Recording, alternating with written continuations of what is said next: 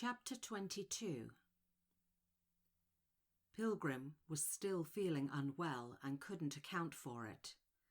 Stepping away from her bed, she'd fell back and stopped herself from collapsing onto the floor by putting her hand out to steady herself as she attempted to straighten up.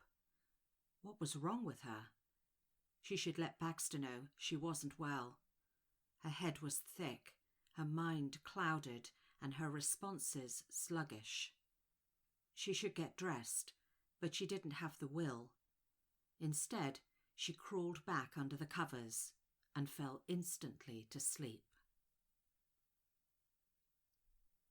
It was a cold, dry day in the late afternoon as Dreadnought hunched forward against the weather. He strode towards a palatial building to the left of the main square in Rome. Climbing swiftly up the stairs, he was admitted through its large front doors. The insufficient light afforded to such a long, vast hall came through windows situated high above. Chandeliers hung along its centre at 20-foot intervals, doing little to dissipate the gloom. Ancient frescoes adorned the walls stretching on into the distance, where a desk was situated, fully illuminated, in contrast to the rest of the room. Removing his hat and coat, Dreadnought handed them over to the attendant and continued to march rapidly to the desk. He stood patiently for a few seconds as the young man looked up from his work and pressed a buzzer, opening a door behind him. Stepping quickly through, Dreadnought noted he was in a state of suppressed agitation. Composing himself, he lifted his head up and squared his shoulders before entering the room ahead. Sat on a stone bench inlaid into the wall with a domed ceiling, sat a smartly dressed lady in her late 70s. She was wearing a light blue twin set, which gave her dark-coloured skin an almost luminous quality.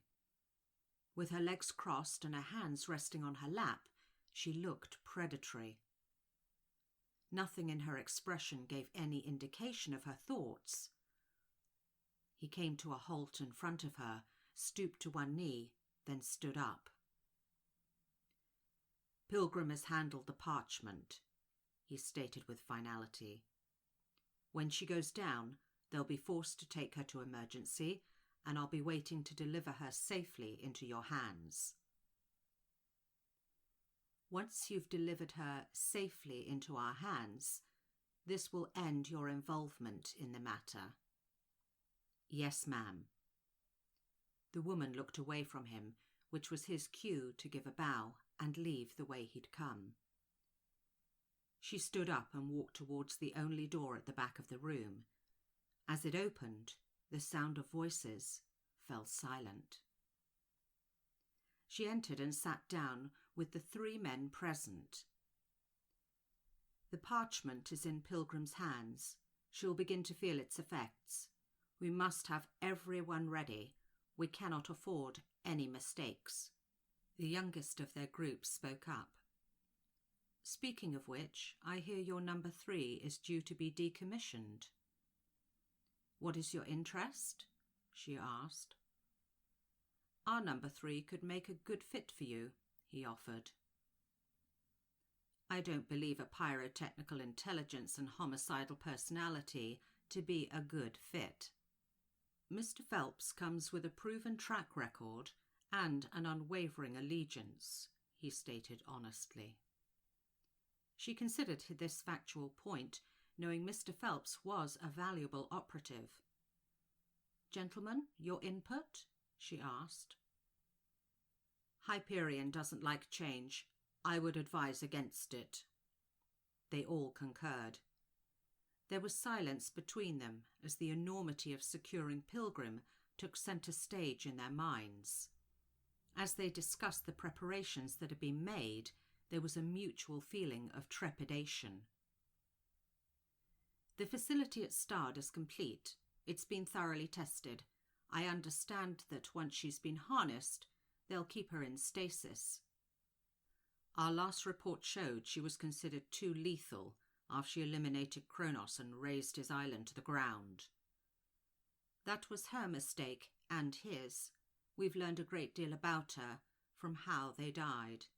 The facility at Stard is designed to contain her if she were to change, although they've calculated the possibility as negligible.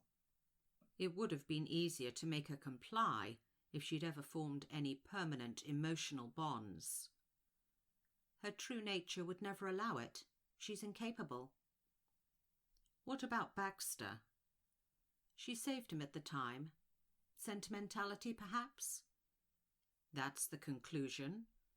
What else? She may have passed some of herself onto him, enabling him to survive. You can't be serious. A supreme being exposing a troglodyte to the Absu? It's unthinkable. Besides, it would have killed him. He doesn't have the mental capacity to absorb such an event. Have you seen the latest report on him? The man is a dullard. It's purely academic on her part. She's exhibiting all the patterns she had with those before him. Dullard or not, none of them survived living with her except him. And I'm certain Mr. Baxter's days are numbered too. And Hansford? A physical diversion, nothing more, nothing less. I almost pity her. She must feel very alone in this world. Providing she cooperates, the Absu contained within her will be harvested, and she'll never be alone again. They've taken all the fun out of mating, in my opinion. You're disgusting, and if your flippant comment ever gets beyond these walls...